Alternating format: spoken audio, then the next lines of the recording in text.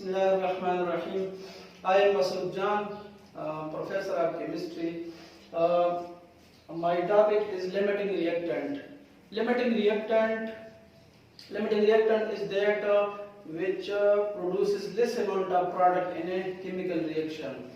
Limiting reactant वो है जो reaction में less product produce करता है, या limiting reactant is that which is consumed earlier in a chemical reaction. Chemical reaction में ये जल्दी खत्म हो जाता है और प्रोडक्ट कम प्रोड्यूस करता है.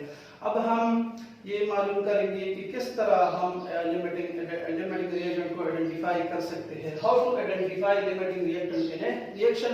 तो इसके लिए हम एक एग्जांपल लेते हैं. Example of carbon dioxide and ammonia.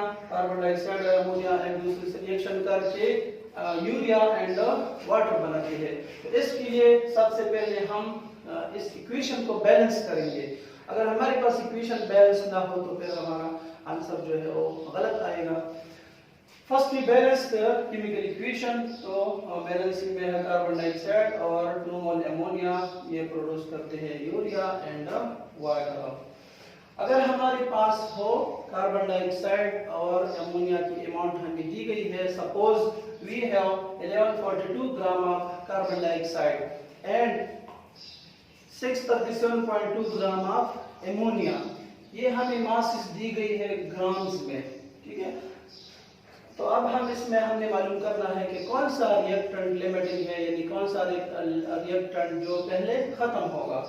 तो सबसे पहले इसको क्या करेंगे, इस मास इन ग्राम्स को मोल में कन्वर्ट करेंगे. Convert mass in gram into moles. Number of mole of ammonia. तो अमोनिया इस तरह मालूम करेंगे mass in gram divided by molar मास.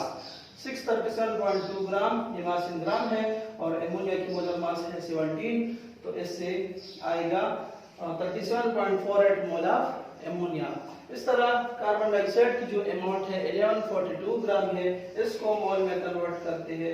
तो 1142 divide by molar mass of carbon dioxide which is 44. तो इससे आएगा 25.95 moles of carbon dioxide.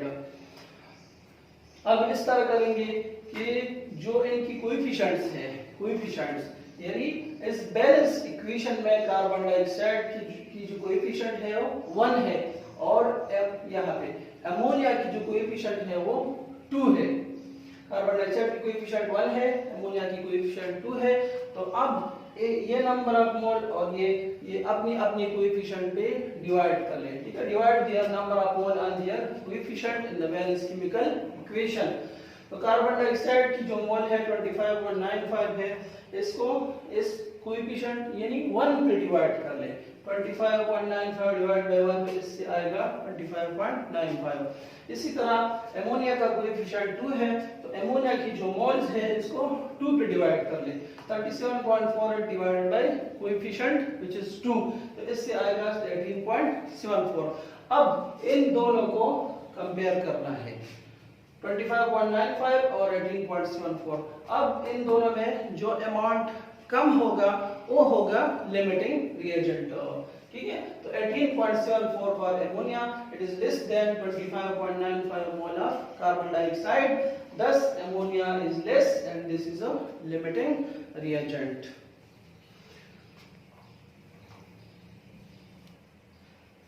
Second example, manganese dioxide और HCl आपस में रिएक्शन करते हैं तो मैंगनीज क्लोराइड, क्लोरीन और वाटर बनाते हैं. ठीक है.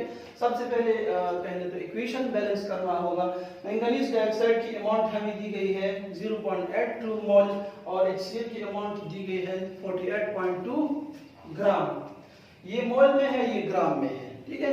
तो पहले इस ग्राम्स को मोल में कन्वर्ट करेंगे. ठीक है. तो HCl की जो अमाउंट है 48.2 divided by molar mass. Mass in gram divided by molar mass. HCl की मोलर मास 36.5 है, तो इससे आता है 1.32 मोल ऑफ HCl. और मैंगनीज डाइऑक्साइड की अमाउंट जो है वो डायरेक्ट तो पहले से मोल में दी गई है. तो 1.32 मोल HCl के हैं और 0.82 मोल मैंगनीज डाइऑक्साइड है. अब हमने इसमें लिमिटिंग रिएजेंट को आइडेंटिफाई करना है कि कौन सा रिएजेंट लिमिटिंग होगा. तो दोनों की जो नंबर ऑफ मोल्स है वो उसी तरह उसकी कोएफिशिएंट पे डिवाइड करेंगे। मैंगनीज डाइऑक्साइड की कोएफिशिएंट है 1, यहाँ पे क्या है 1, तो मैंगनीज डाइऑक्साइड की 0.82 मोल, इसको 1 पे डिवाइड करें तो इससे वही आएगा 0.82।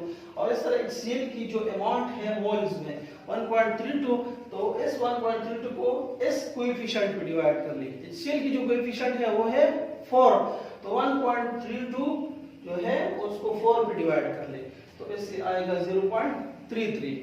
अब दोनों को कंपेयर करना है, एक है 0.82 और दूसरा है 0.33। ठीक है, तो 0.82 ज्यादा है, जो ज्यादा है वो कहलाएगा एक्सेस रिएजेंट और 0.33 अमाउंट कम है तो ये होगा लिमिटिंग